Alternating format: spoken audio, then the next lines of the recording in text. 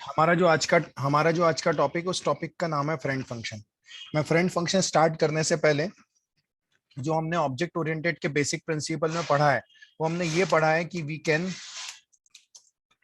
Can access private data member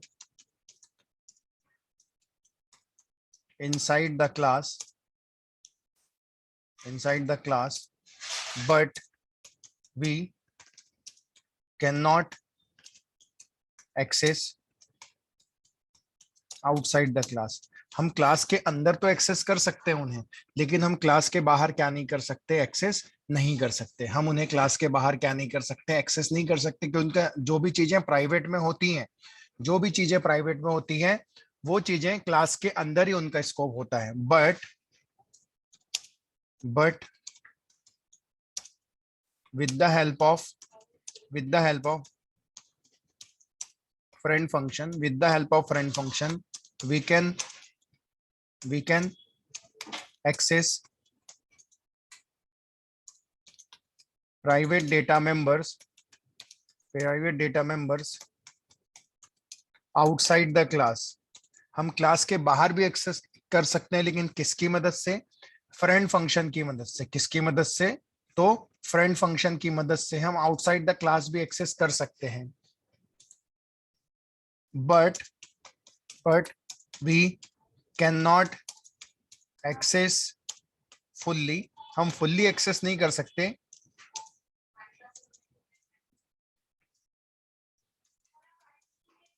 we can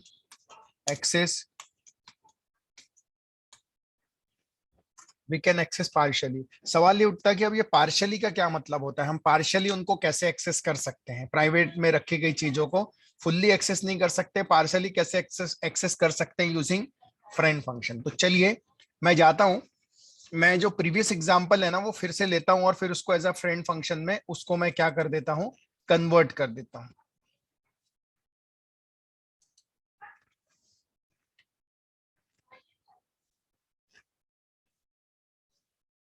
तो हमने जो एग्जाम्पल प्रीवियसली लिया था, कल हमने जो एग्जाम्पल लिया था ऑपरेटर ओवरलोडिंग का, या पासिंग ऑब्जेक्ट्स एज आर्गुमेंट लिया था। ओके, तो मैं बता दूं कल का जो सेशन हो गया ऑपरेटर ओवरलोडिंग, और जो आज का सेशन चल रहा है, ये दोनों डिपेंड करते हैं आपके लेक्चर नंबर 4 पे, जो मैंने आपको पढ़ाया था passing objects as argument. Okay, तो चलिए मैं फिर से जो प्रोग्राम हमारा हो चुका है वो हम फिर से एक बार लिख लेते हैं। iostream.h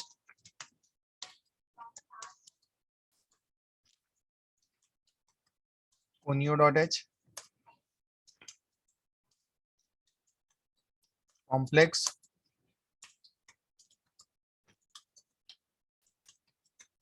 लोड में real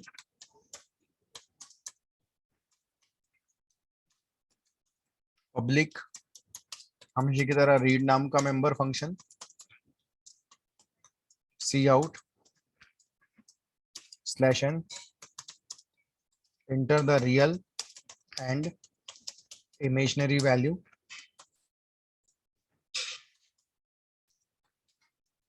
C in real imaginary,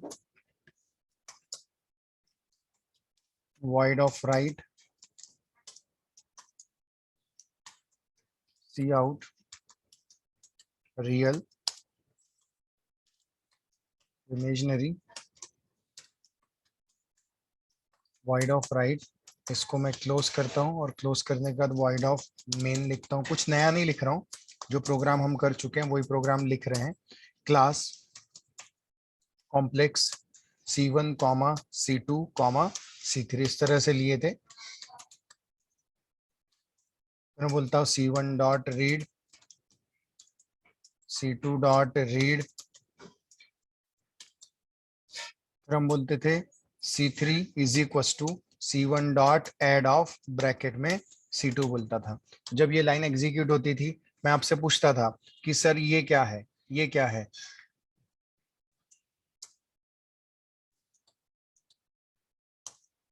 ये क्या है, मैं पूछता था, तो आप बोलते थे सर ये मेंबर फंक्शन है। ये क्या है, मेंबर फंक्शन है। कैसे पता चला, क्योंकि ऑब्जेक्ट ने कॉल किया, ये मेंबर फंक्शन किस क्लास के अंदर है? तो आप बोलते थे सर ये किसके अंदर है? कॉम्प्लेक्स के अंदर। क्यों? क्योंकि C1 ने कॉल किया और C1 ऑब्जेक्ट किसका है? तो C1 ऑब्जेक्ट जो है वो कॉम्प्लेक्स क्लास का है।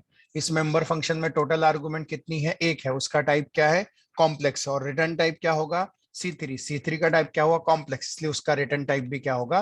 कॉम्प्लेक्स। तो हम लिखते हैं फंक्शन का रिटर्न टाइप कॉम्प्लेक्स ले लेते हैं, फंक्शन का नाम ले लेते हैं, फंक्शन का नाम ऐड बनाए थे, कितनी आर्गुमेंट हम लोग भेज रहे थे, जितनी आर्गुमेंट हम लोग भेज रहे थे यहाँ पे हम ले लेंगे ऐड ऑफ कॉम्प्लेक्स C2 का डेटा C2 2 में आ गया। उसके बाद टेम्प के रियल में, टेम्प के रियल में, रियल मतलब किसका है? C1 का, ये ऑलरेडी हम डिस्कस कर चुके हैं। और C2 2 डॉट रियल मतलब किसका है? C2 का। टेम्प के इमेजनरी में, टेम्प के इमेजनरी में, इमेजनरी तो किसका है? C1 का। और C2 2 डॉट इमेजनरी ऐड हो जाएगा। ऐड होने के बाद रिटर्न, रिटर्न टेम्प कर देंगे, रिटर्न टेम्प कर देंगे और इस तरह से रिटर्न क्या हो जाएगा? आ जाएगा वैल्यू। और रिटर्न किसके पास आ जाएगा? C3 के पास आ जाएगा। उसके बाद हम जाएंगे C1 dot right, C2 dot right और C3 dot right, get CH और एंड ऑफ द प्रोग्राम। इसको मैं सेव कर लेता हूं। ओके, फ्रेंड फंक्शन ले लेते हैं।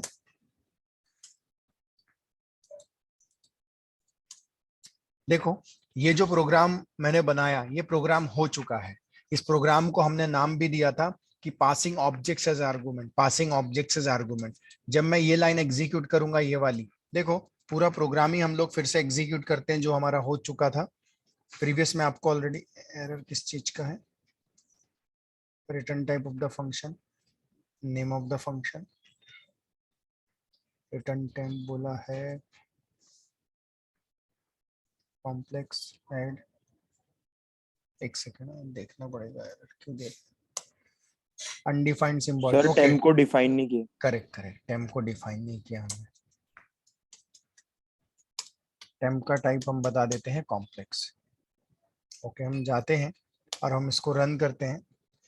मेन से स्टार्ट होगा, C1 डॉट रीड बोलूंगा तो ये रियल, ये इमेजनरी किसके होंगे? तो C1 के होंगे। जब वापस आएगा C2 डॉट रीड बोलूंगा तो ये रियल, ये इमेजनरी किसके होंगे? तो C2 के होंगे। 33 44। फिर क्या होगा? C1 dot add of C2। तो देखो आएगा ऐड नाम का फंक्शन कॉल होगा। टेम्प डॉट रियल, रियल मतलब C1 का, और C2 का रियल तो C2 2 में आ गया। टेम्प डॉट इमेजनरी, इमेजनरी मतलब C1 का, C2 2 डॉट मतलब C2 का। रिटर्न टेम्प बोलेंगे, ये लेके जाएगा C3 में असाइन कर देगा। C1 dot right, C2 dot right, C3 dot right, get CH end of the program. इस तरह से एडिशन आ जाएगा। कर चुके हैं सर, ये प्रोग्राम में नया कुछ नहीं है, लेकिन हाँ अब जो मैं पढ़ाने जा रहा हूँ वो चीजें ध्यान से पढ़िए। सर देखिए, हमारा जो आज का टॉपिक है, मैं फिर बता रहा हूँ, हमारा जो आज का टॉपिक है उस टॉपिक का नाम है फ्रेंड फंक्शन। हम जो आज पढ़ने जा रहे हैं उस टॉपिक का नाम है friend function. Friend function, friend function क्यों यूज करेंगे समझिए। We can access private data member inside the class. Class के अंदर में प्राइवेट रखी गई चीजों को, तो प्राइवेट में डिक्लेयर की गई चीजों को तो आराम से डिक्लेयर कर सकते हो, यूज कर सकते हो। But we can not access outside the class, लेकिन क्लास के बाहर हम एक्सेस नहीं कर सकते। ये चीजें हम देख चुके हैं। और अगर प्राइवेट में रखी गई चीजों को अगर आप क्लास के बाहर देखोगे तो क्या एक्सेस करोगे तो क्या आएगा? एरर आएगा। लेकिन हमें फ्रेंड फंक्शन क्या बोलता है? With the help of friend function we can access private data members outside the class. Friend function की मदद से प्राइवेट में रखी गई चीजों को भी आप क्लास के बाहर एक्सेस कर सकते हो, लेकिन टर्म्स एंड कंडीशन अप्लाई। वो बोलता है but we can not access fully, we can access partially. अब फुल्ली और पार्शियली का मतलब क्या होता है वो समझिए। फुल्ली का मतलब ये हो रहा है सर, अगर आप यहाँ पे देख रहे हो, जब मेरा ये लाइन एग्जीक्यूट होता है, जब मेरा यहाँ पे लिखता है C3 equals to C1 dot add of C2 लिखता है, तो क्या होता है? ऐड नाम का मेंबर फंक्शन कॉल होता है। तो देखो जब ऐड नाम का मेंबर फंक्शन कॉल होगा तो ऐसे केस में आप देखिए, जब ये लाइन, जस्ट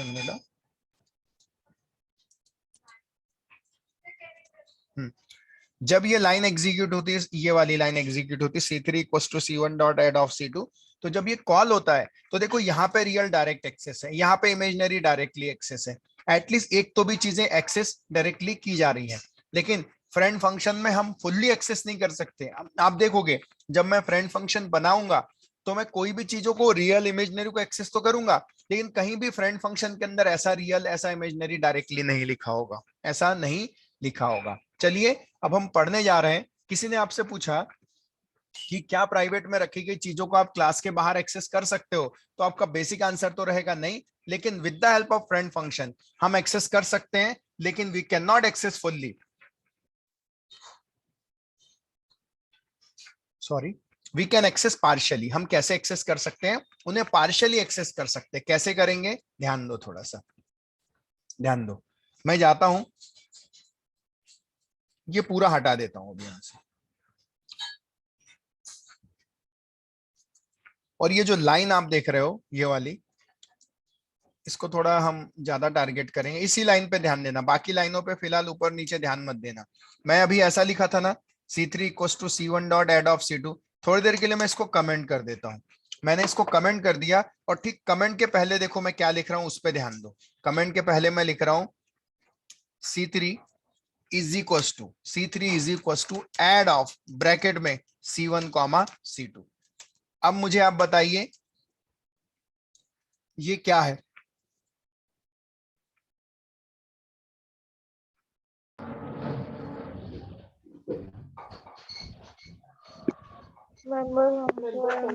मेंबर फंक्शन। क्यों मेंबर फंक्शन है? अब ऑब्जेक्ट ने कॉल कहाँ किया ऑब्जेक्ट ने कॉल, ऑब्जेक्ट ने कहाँ कॉल दिख किया रहा है, C3। कहाँ किया है कॉल ऑब्जेक्ट ने? डॉट लगा है, वो तो उसमें वैल्यू रिटर्न नहीं, होके आ रही है। आप समझ रहे हो मैं क्या बोल रहा हूँ? ऐड, आप बोल रहे हो member function. Sir member function तो तब होता ना जब कोई ऑब्जेक्ट कॉल करता, C3 थोड़ी कॉल कर रहा है, वो तो कॉल होके आ रहा है फंक्शन, और C3 में वैल्यू असाइन हो रही है। क्या मैंने यहाँ ऐसा कुछ लिखा क्या, C1 डॉट एड वगैरह, C2 डॉट एड ऐसा कुछ लिखा क्या, या C3 डॉट एड लिखा क्या? नहीं ना, मैं तो लिख रहा हूँ C3 is equal to add of C1 comma C2। तो बताओ ऐड क्या है? सर सिर्फ फंक्शन है। करेक्ट, सिर्फ एक फ्रेंड फंक्शन है, फंक्शन। सिर्फ एक फंक्शन है। अभी तो मैंने फ्रेंड पढ़ाया ही नहीं ना, अभी तो हम पढ़ने वाले हैं। हम कैसे बोल सकते हैं इसको friend function? Friend function it is the concept. तो ये एक एक्सटर्नल फंक्शन है। एक्सटर्नल क्यों बोल रहा हूं, क्योंकि ये क्लास के अंदर नहीं है ना, ये मेन के अंदर है। कहीं तो भी बना है, ये फंक्शन है लेकिन ये मेंबर फंक्शन नहीं है। ये फंक्शन है लेकिन मेंबर फंक्शन नहीं है। बाकी सब रूल एज इट इज लागू होते हैं। क्या क्या देखो सर, ये एक एक्सटर्नल फंक्शन है, इसमें दो आर्गुमेंट है, दोनों का टाइप क्या है, कॉम्प्लेक्स है। और ये मेंबर, ये फंक्शन का रिटर्न टाइप क्या है, कॉम्प्लेक्स है। देखो एक चीज छोड़ दो, क्या छोड़ दो, कि ये मेंबर फंक्शन है। क्यों मेंबर फंक्शन नहीं है? क्योंकि इसको ऑब्जेक्ट ने कॉल नहीं किया। अगर वो चीज आप छोड़ देते हो, मुझे बताइए अगर यही चीज ऐसी लिखी होती C3 dot add of bracket में C1 कॉमा C2, तो आप सबसे पहले बोलते ऐड एक मेंबर फंक्शन है। क्यों मेंबर फंक्शन है? क्योंकि ऑब्जेक्ट ने कॉल किया है। कितनी आर्गुमेंट है? आप बोलते दो आर्गुमेंट है, दोनों का टाइप क्या है, कॉम्प्लेक्स है, और रिटर्न टाइप क्या है, तो कॉम्प्लेक्स है। ऐसा होता तो बस ये डॉट हटा के इक्वल टू कर दो। अब क्या होगा, सिर्फ मेंबर फंक्शन नहीं है, बाकी सारी चीजें ऑलमोस्ट। ऐड एक एक्सटर्नल फंक्शन है, कितनी आर्गुमेंट है, तो दो आर्गुमेंट है, दोनों का टाइप क्या है, तो कॉम्प्लेक्स है, और रिटर्न टाइप, रिटर्न टाइप क्या होगा, कॉम्प्लेक्स। कॉम्प्लेक्स ही होगा। कॉम्प्लेक्स। तो चलिए इसका मतलब ये हुआ कि ये एक बात तो श्योर हो गई कि ये क्लास के अंदर तो नहीं होगा, ऐड नाम का क्लास के अंदर भी नहीं होगा, मेन में भी नहीं होगा। तो ठीक, जाता हूं मैं यहाँ पे ऐड नाम का एक एक्सटर्नल फंक्शन बनाता हूं। कितनी आर्गुमेंट है, दो, दोनों का टाइप क्या है, कॉम्प्लेक्स। तो complex C11 comma complex C22। C1 का डेटा C11 में आया, C2 का डेटा किस में आया, C22 में आया, और C3 में असाइन हो रहा है, मतलब ये रिटर्न टाइप भी इसका C3 मतलब कॉम्प्लेक्स है। तो मैंने यहां बता दिया कॉम्प्लेक्स। अब मैं जाता हूं, जो लॉजिक मैंने जब ही लिखा था same as it is logic लिखूंगा, कॉम्प्लेक्स टेम्प, और बोल दूंगा temp dot real, temp dot real equal to real plus C11 dot real, temp dot imaginary is equals to imaginary plus C22 dot imaginary. मैंने ऐसा लिखा था, अगर आपको याद होगा तो मैंने ऐसा लिखा था ऊपर, जब मैंने मेंबर फंक्शन बनाया था। लेकिन सर देखो, पहली बात तो सॉरी यहाँ मुझे देखो, मैं आपको क्या बोल रहा हूं कि ये रियल हो गया टेम्प का, ये इमेजिनरी हो गया टेम्प का, लेकिन यहाँ कॉल कैसा हुआ है, डायरेक्टली ऐड लिखा है, कोई ऑब्जेक्ट है ही नहीं।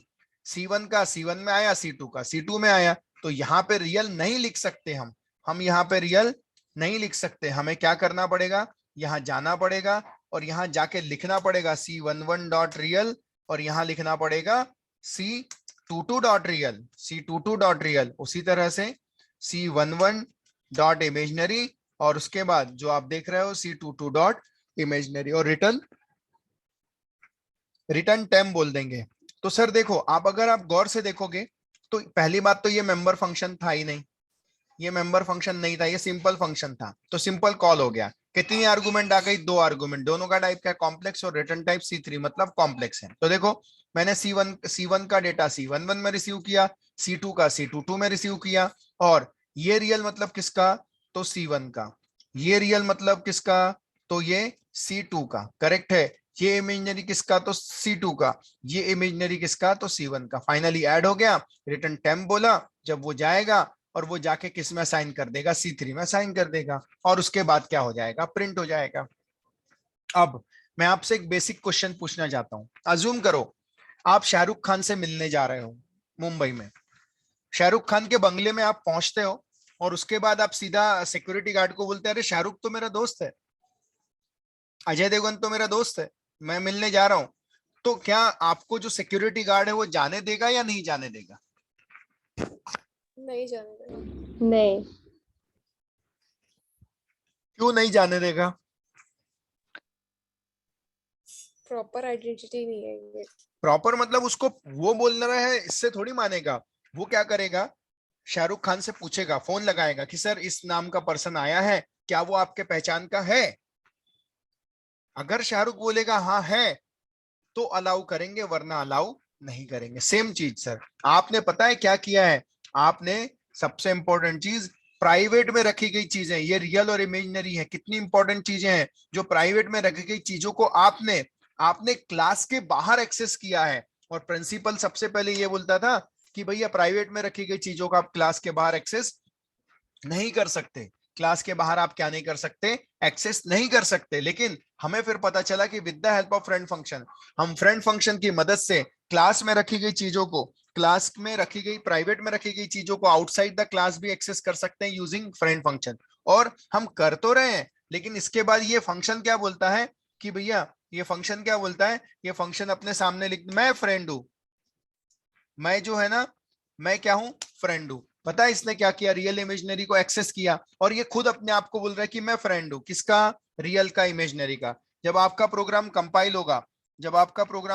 होगा, और देखेंगे तो एरर मिलेंगे सर। एरर क्यों मिलेंगे, कि पहले तो ऐड शुड हैव प्रोग्राम, मतलब बहुत सारी चीजें हैं जिसके पीछे हमको क्या मिलने वाले हैं, एरर मिलने वाले हैं। चलिए हम एरर देखते हैं। ओके, एरर एग्जैक्टली रिलेटेड नहीं आ रहा है, लेकिन मैं आपको बताना चाहता हूं कि आपने प्राइवेट में रखी गई चीजों को क्लास के बाहर एक्सेस किया, और ये फंक्शन खुद बोल रहा है कि मैं फ्रेंड हूं। ऐसा नहीं चलेगा सर, ऐसा नहीं चलेगा, ये रॉन्ग है। तो आपको क्या करना पड़ेगा, आपको क्लास के अंदर जाना पड़ेगा, और क्लास को डिफाइन करना पड़ेगा, जो ऐड है ना, ऐड नाम का जो फंक्शन है ना, जिसमें 2 आर्गुमेंट है, दोनों का टाइप जो है ना कॉम्प्लेक्स है, दोनों का टाइप क्या है, कॉम्प्लेक्स है, और उस फंक्शन का रिटर्न टाइप भी क्या है, कॉम्प्लेक्स है। ऐसा फंक्शन जो है ना, मेरा जो है ना फ्रेंड है, क्या है, फ्रेंड है। दैट्स इट सर, हमने इतना लिख दिया, और उसके बाद फिर हम रन करते हैं।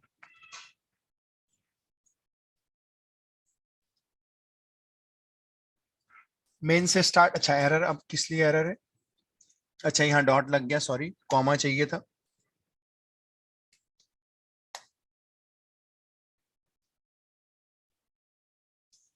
देखो मेन से स्टार्ट हो रहा है, C1 डॉट रीड, जा रहा है रियल इमेजिनरी किसका, C1 का, 1122, फिर जाएगा C2 dot read, real imaginary किसका है 33 44, फिर जाएगा। अब देखो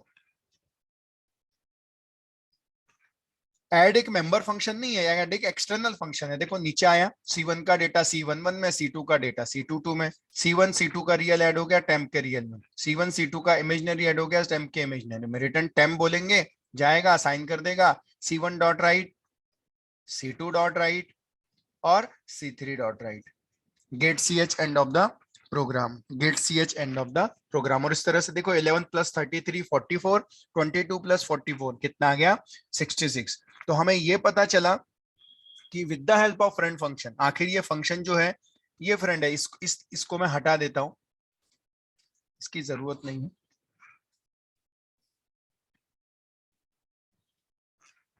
तो जो भी चीजें हैं with the help of friend function, हम फ्रेंड फंक्शन की मदद से क्या कर सकते हैं, क्लास प्राइवेट में रखी गई चीजों को भी एक्सेस कर सकते हैं, but we can not access fully, we can access partially. दूसरी चीज, सबसे पहले जब आप कोड पढ़ोगे किसी भी प्रोग्रामिंग लैंग्वेज, बड़ी ध्यान से देखना, जैसे यहाँ पे आपने ध्यान नहीं दिया और आपने बोल दिया मेंबर फंक्शन है, नहीं, ऑब्जेक्ट कॉल करता डॉट लगता तो मेंबर फंक्शन होता। क्या वो मेंबर फंक्शन है add? No, no sir. only function. Only external function या फंक्शन है चलेगा, okay, but it is not a member function. अगर मेंबर फंक्शन होता तो उसको कौन कॉल करता, उसी क्लास का ऑब्जेक्ट कॉल करता, कोई और कॉल नहीं कर सकता, कोई और कॉल नहीं कर सकता, कोई और कॉल नहीं कर सकता। तो ऐसे केस में हमने देखो क्लास के अंदर बोला है, ये जो ऐड नाम का फंक्शन है ना, जिसका रिटर्न टाइप क्या है कॉम्प्लेक्स है, और जिसमें कितनी आर्गुमेंट है, रिटर्न टाइप क्या है कॉम्प्लेक्स है, और जिसमें कितनी आर्गुमेंट है, 2 आर्गुमेंट, दोनों का टाइप कॉम्प्लेक्स है, उसका वो जो है ना वो मेरा फ्रेंड है। तो वो पर्सन बोल रहा है, क्लास बोल रही है कि वो मेरा फ्रेंड है, इसलिए वो क्या करेगा, अलाउ करेगा। ये कहलाता है हमारा फ्रेंड फंक्शन। समझ में आया क्या? Yes, sir. Yes sir. Yes, sir.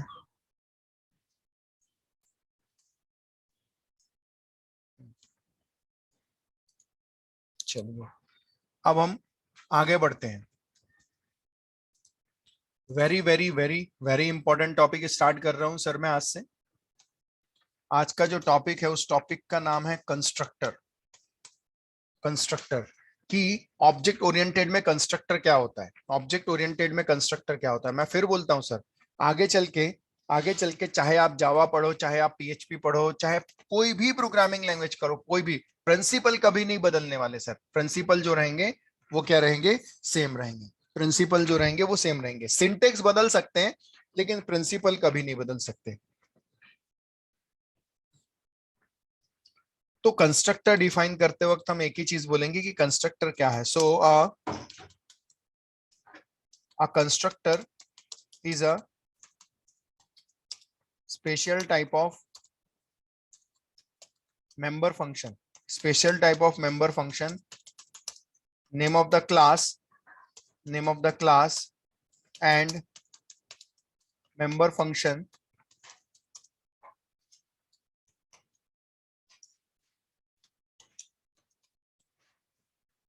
should be same, is called constructor। Constructor क्या है तो मैं बताना चाहता हूं, एक अलग टाइप का मेंबर फंक्शन है। क्लास का नाम और मेंबर फंक्शन का नाम सेम मतलब कहलाता है कंस्ट्रक्टर। ऐसा मेंबर फंक्शन जो क्लास का नाम और मेंबर फंक्शन का नाम अगर सेम हो जाए तो वो कहलाता है कंस्ट्रक्टर। देखिए जैसे मैंने कोई क्लास बनाया EMP, सपोज मैंने कोई क्लास बनाया EMP और EMP बना के इसमें मैंने लिख दिया void of read। सबसे पहले मैं बता दूं सर, अगर आप एक्सेस स्पेसिफायर नहीं देते C++ में, अगर आपने नहीं दिया तो बाय डिफॉल्ट वो प्राइवेट होता है। C++ में बाय डिफॉल्ट क्या होता है, प्राइवेट। जावा में अलग होगा लेकिन C++ में बाय डिफॉल्ट प्राइवेट होता है। अब ध्यान से देखिए, अगर यहाँ जाता हूं और मैं यहाँ पे लिख लेता हूँ void of read, या मैं पब्लिक में जाता हूं और यहाँ पे जाके लिख लेता हूँ void of read, sir it is not a constructor sir, ये कंस्ट्रक्टर नहीं है सर, ये एक मेंबर फंक्शन है। क्यों? क्योंकि क्या क्लास का नाम और मेंबर फंक्शन का नाम सेम है क्या? नहीं है। So it is not a constructor, it is a member function. लेकिन जाता हूं और अगर मैं इस तरह से लिख लेता हूं EMP, तो देखो क्लास का नाम भी EMP है और ओपन क्लोज ब्रैकेट है, मेंबर फंक्शन का भी नाम क्या है, ईएमपी है। तो दोनों चीजें क्या है, सेम है, दोनों चीजें क्या है, सेम है, इसलिए ये कहलाएगा कंस्ट्रक्टर। इसलिए ये क्या कहलाएगा, ये कहलाएगा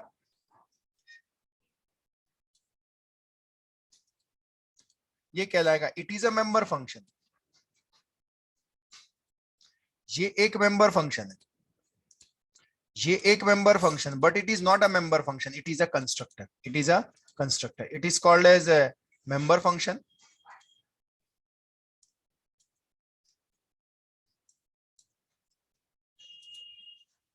इसको हम बोल देंगे member function, member function, it is a member function but it is a constructor. ये कहलाता है कंस्ट्रक्टर, ये कहलाता है कंस्ट्रक्टर। कल को चल के मैं जाता हूं और एक और क्लास बना लेता हूं। अज्यूम करो मैं गया, मैं बोला हूं क्लास डेटा नाम की क्लास बनाता हूं, और यहां जाके मैं बोल देता हूं wide of set, wide of set बोल देता हूं। सर मैंने सेट बोला, set is not a constructor sir, set जो है वो कंस्ट्रक्टर नहीं है। क्यों कंस्ट्रक्टर नहीं है, क्योंकि क्लास का नाम मेंबर फंक्शन का नाम सेम नहीं है। लेकिन हाँ, अगर मैं जाता हूं लिख देता हूं डेटा, अगर मैं लिख देता हूं डेटा, तो ऐसे केस में ये जो डेटा आप देख रहे हो ये कहलाएगा कंस्ट्रक्टर। सर क्यों कंस्ट्रक्टर कहलाएगा, वो कंस्ट्रक्टर इसलिए कहलाएगा क्योंकि क्लास का नाम क्या है, डेटा, और कंस्ट्रक्टर का नाम भी क्या आया, डेटा। स्मॉल कैपिटल भी नहीं चलता, सेम, सेम मतलब सेम होना चाहिए, दैट्स इट, चेंज नहीं होना चाहिए। तो मैं जाता हूं, ये फिर से मैं बोलूंगा मेंबर फंक्शन है, लेकिन ये क्या कहलाएगा, कंस्ट्रक्टर। ये क्या कहलाएगा, कंस्ट्रक्टर कहलाएगा। Sorry, it is not a constructor, it is a member function, it is a member function and it is a, इसका नाम, उसका फर्स्ट का नाम है मेंबर फंक्शन, सेकंड का नाम है कंस्ट्रक्टर। तो देखिए सर, तो बेसिक चीजें तो समझ में आ गई है कि कंस्ट्रक्टर क्या है, क्लास का नाम और मेंबर फंक्शन का नाम सेम मतलब कहलाता है कंस्ट्रक्टर। बोल डिफाइन करते समय ही ये बोला गया था, constructor is a special type of member function. Member function क्यों बोला गया है, मेंबर फंक्शन इसलिए बोला गया, मेंबर फंक्शन इसलिए बोला गया है क्योंकि वो क्लास के अंदर है, इसलिए वो मेंबर फंक्शन है।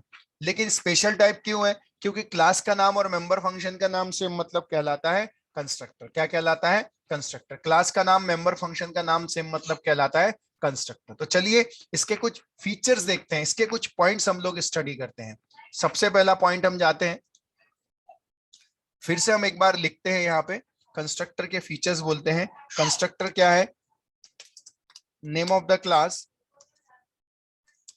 Name of the class and method, method should be same, is called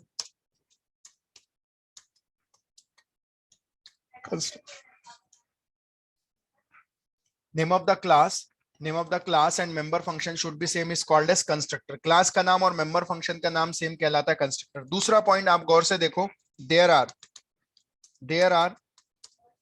no return type, no return type of the constructor, there are no return type of the constructor, there are no return type of the constructor, not even void, not even void। Sir मैं आपको बताना चाहता हूं, अगर आप गौर से देखोगे, देखो ये ईएमपी है, कंस्ट्रक्टर का नाम भी ईएमपी है। इवन जो कुछ रिटर्न नहीं करता उसके सामने void लिखते हैं, लेकिन देखो कंस्ट्रक्टर के सामने क्या हमने void भी लिखा, नहीं लिखा। यहां पर भी देखिए राइट हैंड साइड में क्लास का नाम, मेंबर फंक्शन का नाम सेम, ठीक है, लेकिन देखो मेंबर फंक्शन में रिटर्न टाइप यहाँ void है, यहाँ भी void है, लेकिन दोनों केस में देखो रिटर्न टाइप लिखा क्या, नहीं लिखा, नहीं लिखा। तो there are no return type of the constructor, there are no return type of the constructor. Constructor का रिटर्न टाइप कुछ होता है, नॉट इवन void, void भी उसके सामने, कंस्ट्रक्टर के सामने नहीं लिखा जाता, नहीं लिखा जाता। तो फिर ये रिटर्न क्या करता है, so the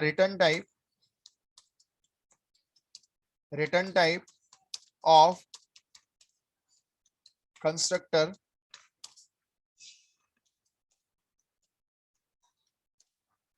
by default object, by default क्या होगा, ऑब्जेक्ट मतलब क्या रिटर्न करता है सर, अगर वो ईएमपी क्लास के अंदर है तो ईएमपी का ऑब्जेक्ट रिटर्न करेगा, अगर वो डेटा क्लास के अंदर है तो डेटा क्लास का एम्प्लॉय रिटर्न करेगा, अगर वो पर्सन क्लास के अंदर है तो पर्सन क्लास का ऑब्जेक्ट रिटर्न करेगा। मतलब जो वैल्यूज उस ऑब्जेक्ट में वो क्या करता है, रिटर्न करता है। कैसे करेंगे वो हम देखेंगे, लेकिन कोई रिटर्न स्टेटमेंट नहीं लिखी जाती कंस्ट्रक्टर के अंदर।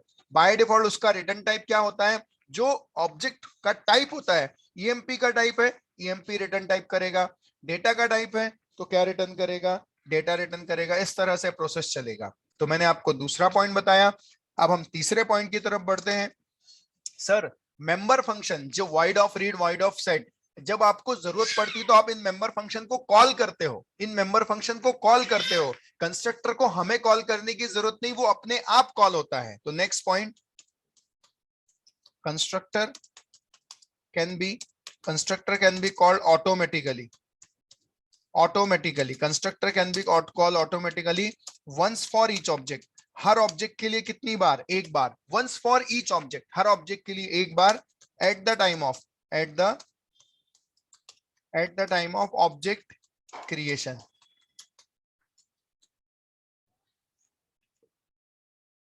हमें कंस्ट्रक्टर को कॉल करने की जरूरत नहीं होती, वो अपने आप कॉल होता है। कब कॉल होता है, एट द टाइम, जब ऑब्जेक्ट बन रहा है। जब ऑब्जेक्ट बन रहा है उसी वक्त कंस्ट्रक्टर क्या होता है, कॉल होता है। ये बात याद रखना, मतलब हमें उसे कॉल करने की जरूरत नहीं है, जब कंस्ट्रक्टर बन रहा है उसी वक्त कंस्ट्रक्टर क्या होता है, कॉल होता है। एग्जाम्पल के तौर पे अगर मैं ले लूं, जैसे class EMP E1 comma E2, तो पता है क्या होगा, E1 E2 जैसे ये लाइन एग्जीक्यूट होने आएगी ना, प्रोग्राम का एग्जीक्यूशन कंट्रोल जैसे इस लाइन पे आएगा, ऑब्जेक्ट क्रिएट होगा, वैसे ही वो कंस्ट्रक्टर अपने आप कॉल होगा। आपको ऐसा लिखने की जरूरत नहीं है E1.emp, क्योंकि ये कंस्ट्रक्टर है, ये ऐसा कॉल नहीं करते। हाँ, लेकिन अगर आपको रीड को कॉल करना है तो आपको एक्सप्लिसिटली लिखना पड़ेगा, because they are the member function. But EMP is not a member function, it is a constructor. तो ये अपने आप कॉल होता है, आपको कुछ करने की जरूरत नहीं पड़ती है, आपको कॉल नहीं करना पड़ता है। तो मैंने ये 3 पॉइंट बताया। पहला पॉइंट बताया कि name of the class and member function should be same is called as constructor. कल क्लास का नाम, मेंबर फंक्शन का नाम सेम कहलाता है, constructor. There are no return type of the constructor. Constructor का कभी कोई रिटर्न टाइप नहीं होता, नॉट इवन वॉइड भी नहीं होता।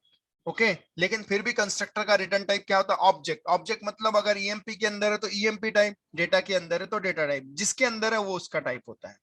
ओके और कंस्ट्रक्टर अपने आप कॉल होते हैं, हमें कॉल करने की जरूरत नहीं पड़ती। और very very very very very important चीज, why we use the constructor. सवाल ही उठता है कि हम कंस्ट्रक्टर को यूज क्यों करते हैं। तो मेरी बात ध्यान से सुनो। चलिए सपोज करो मैंने एक क्लास बनाया है, क्लास ईएमपी, क्लास कॉम्प्लेक्स बना लेता हूं। सपोज करो class complex C1 comma C2 लिखता हूं। आप तो जानते हो कॉम्प्लेक्स में 2 वेरिएबल होते हैं, एक रियल और एक इमेजिनरी। बताओ C1 मेमोरी में कितने बाइट लेगा, C1 ऑब्जेक्ट बोल रहा हूं, मेमोरी में कितने बाइट लेगा, 8 बाइट। C1 हाँ। C1 8 बाइट ले, क्योंकि रियल के 4 बाइट, इमेजिनरी के 4 बाइट, ऐसे मिला के टोटल 8 बाइट। C2 कितने बाइट लेगा, 8 बाइट। करेक्ट, क्योंकि C1 C2 में जो वेरिएबल है वो दोनों में सेम रहेंगे, इसलिए 8 बाइट लेगा, करेक्ट। लेकिन मुझे बताओ, जब मैं C1 ऑब्जेक्ट क्रिएट होगा तो C1 के 2 पार्ट होंगे ना, एक पार्ट होगा रियल और एक पार्ट क्या होगा, imaginary. Imaginary.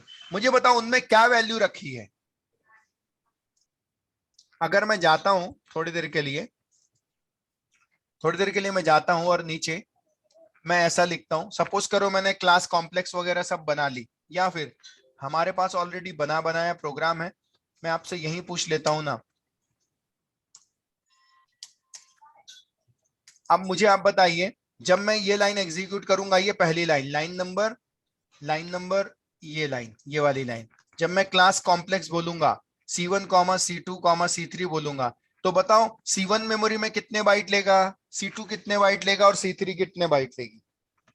Sir class 0 bite लेता है, जब करेक्ट, ऑब्जेक्ट होगा तभी वो मतलब मेमोरी एलोकेट करेगा। एग्जैक्टली, बिल्कुल सही। जब वो ऑब्जेक्ट बनता है मेमोरी तब जाती, क्लास के टाइम मेमोरी नहीं जाती। तो चलिए बताइए, ये ऑब्जेक्ट जो है ये मेमोरी में कितने बाइट लेगा, C1। C1 भी 8 बाइट। करेक्ट, 8 अभी बाइट इस हाँ हाँ, क्यों? क्योंकि यहाँ पर भी फिलहाल रियल और इमेजिनरी और दोनों का टाइप हाँ फ्लोट है, और ये दोनों क्लास के अंदर मेंबर हाँ वेरिएबल है, इसलिए ये 4 बाइट लेगा, ये 4 बाइट लेगा, इसलिए 8 बाइट हो गए। तो C2 कितने बाइट लेगा? वो भी 8 बाइट। एग्जैक्टली, और C3 भी 8 बाइट लेगा। लेकिन मुझे बताओ, हाँ अगर मैंने उसके नीचे का कोड, ये लाइन के बाद का कोड अगर नहीं लिखा, तो C1 में 2 पार्ट होंगे रियल इमेजिनरी, C2 के भी 2 पार्ट होंगे, C3 के भी 2 पार्ट होंगे। तो बताओ C1 के रियल और इमेजिनरी में क्या वैल्यू रखी है? सर समझा नहीं क्वेश्चन। देखो, मैं जाता हूं, हाँ मैंने क्लास बनाया, मैंने कॉम्प्लेक्स लिखा, मैंने C1 लिखा, मैंने C2 लिखा, 2 ऑब्जेक्ट बन गए या तीसरा भी बन गया? तो मैं आपसे ये कहना चाहता हूं, 3 ऑब्जेक्ट बन गए, एक बन गया C1, एक बन गया C2, एक बन गया C3। तीनों में वेरिएबल्स क्रिएट होंगे, 2 वेरिएबल्स, दो वेरिएबल सभी सभी इसी में रहेंगे। हाँ